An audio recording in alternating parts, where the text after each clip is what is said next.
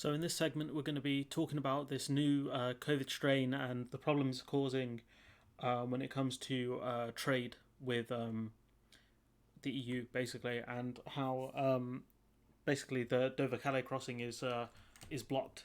Um, and we're going to be talking about the reasons why. So, according to Boris Johnson and a couple of the scientists, if we look around here on this article, is that there's a new strain of coronavirus that may be up to 70% more transmissible. So, basically, what that means is it's 70% more infectious than the normal strain, and we already know that the normal strain of COVID is incredibly infectious. I think it's around 1.3 or something like that. So that means is one person will infect just over one other person on average. So what that means is the virus continues spreading. That's why they're always talking about the R rate. So there is no nailed-on figure for how much more infectious the variant may be. Scientists' work is not public yet. Have told me both figures much higher and much lower than 70%. So it's not 100% bang on, but this is Boris Johnson basically explaining why the COVID numbers in the southeast are so high, and this is basically his get out for Christmas. It's not clear how bad this new strain is. I think it says here that it's not more dangerous. It's just more. It's just spreading a lot easier. And so the reason why we're being shut out of European countries is because they don't want to import this thing. Like, this thing is dangerous. Like, EU countries already struggling with coronavirus and getting the numbers in line. Are basically saying you stay over there, big man. You stay over there and don't come over here with your new COVID. So on Sunday evening, France shut its borders with the UK for 48 hours, meaning no lorries or ferries will be able to sail from the port of Dover. So this article from it's from today. I didn't realize I opened this today. So basically, what that means is they're going to be closed till Wednesday. So let me check. It's Monday today, right? It's Monday today, so it's not going to open until Wednesday. And so what that means is you're going to have massive tailbacks and other problems we're going to be discussing in a few minutes. So, we've got problems already with supermarkets because that thing that exists just in time delivery. So what that means is the food comes, very quickly. It's not stored for long and it's put on the shelf. So what that means is supermarkets are already scared that they're going to have problems because this stuff, it doesn't sit in warehouses for long. It comes straight in, goes to the warehouse, gets shipped out very quickly. And so if you have any problem with anyone with the warehouse or with the supply chain, that's where you get real problems when it comes to putting stuff on the shelves, because we don't have massive amounts of food storage in this country. We're a just-in-time supply country. I think Britain's always 2 days away from having a food shortage or something like that if anything happens. It's either 2 weeks or 2 days. I can't remember which one it was, but it's not great. So yeah, so it's talking about the Dover Calais crossing here, that about 10,000 lorries a day travelling between Dover and Calais in peak periods such as Christmas, largely bringing in the fresh produce. And so if that's 2 days, that's about 20,000 lorries not moving. So 20,000 lorries not moving one way or the other. And that's what's causing a massive problem when it comes to tailbacks. And there's a lot to discuss here. And so there's a lot of articles I'm going to be citing here. But, you can see, the massive lines here. COVID chaos disrupts Kent ports as France bans UK freight. So this is going off, similar to the BBC article. And if we actually look at the COVID numbers here in the UK, we're looking at 40.8 cases per 100,000 people. And if you look down here, there's France at 20 per 100,000 people. And, the EU average is about 30. So we're well above the UK average. This is per 100,000. So this does take into account population. So what that means is that if this new strain is legit, and if it's 70% more infectious or 50% more infectious, what that means is our numbers are going to skyrocket very quickly, and a lot of EU countries will be saying, nah bro, you stay over there because we do not want this. Because these EU countries, if you look here, the curve isn't quite flattening, but it's not going up as fast as ours. And so what that means is, the EU numbers are picking up, the French numbers are picking up, but not as rapidly as ours is. So, the EU are going to be desperate to avoid this new strain. And so that's one of the reasons why they've closed off the port of Dover. And I think they're going to come up with some sort of measure to really figure this out. And so if we go to our next point here, and I highly recommend you follow this person here, Dr. Anna. I don't know how to pronounce her second name. I keep making that point, but she's very much worth a follow, purely because when you want to learn about border stuff, she's always putting interesting tweets out, and it's free. It's a free resource. that's well worth using. She's very intelligent when it comes to this stuff. And so she's saying here that, well, the penny has finally dropped. Very different mood today on call, serious and somber. People are finally realizing this is not a drill. Last night showed how bad things can get. And what she's talking about is the closing of the Dover-Calais crossing. And you've got to imagine, if you're talking about 10,000 lorries, or say if we say 5,000 lorries going from Dover to Calais, in peak times, that all those lorries will be checked, or the vast majority of them be checked if no deal happens. I think all of them will be checked under no deal, and the vast majority will be checked if we get a deal. And so that's going to show you how bad things will get if things don't move on the Brexit front. And this is kind of showing us a prelude to what could happen, what is a worst case scenario for Brexit. But her saying that people finally realise this thing's real. Like the Dover Calais crossing is something that Britain is very, very reliant on. It's a key way for goods into the UK, especially food.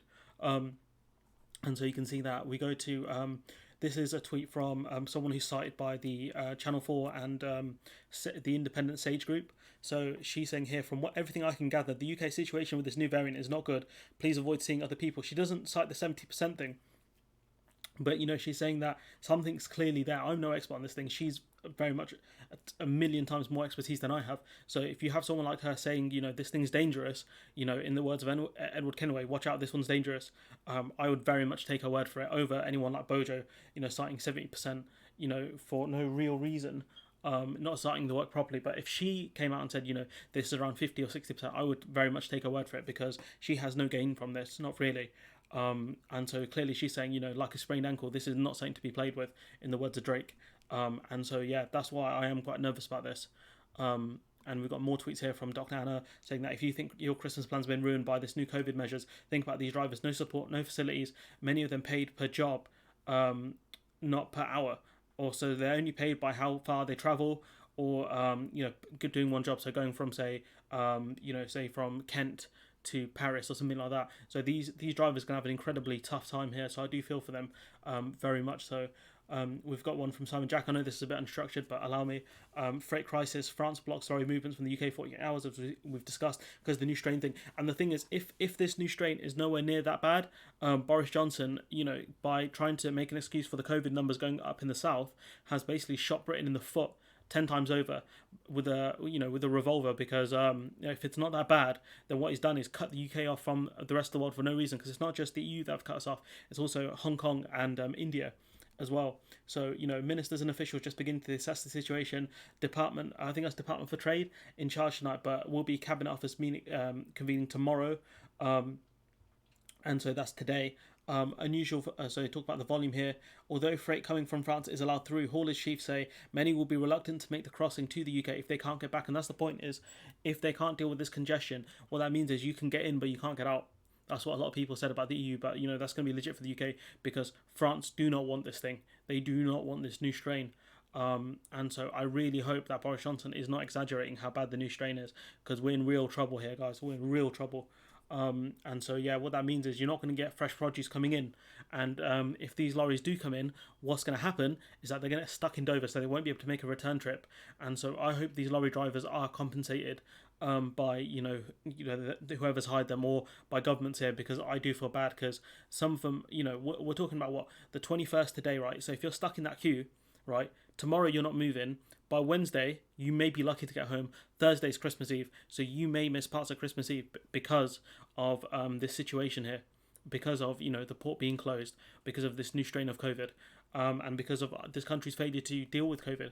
And heaven forbid, God forbid anyone, they miss Christmas Day with their families, that'd be a disaster. But, we have our best on the case, the best and brightest, we took Pack Power and we took it back, bigly, as Trump would say, because we've got a man like Dominic Raab on the case. Dominic Raab, who famously said, I hadn't quite understood the full extent, but we are particularly reliant on the Dover-Calais crossing. Oh, that guy, yeah, 10,000 lorries going either way into, in and out of the UK.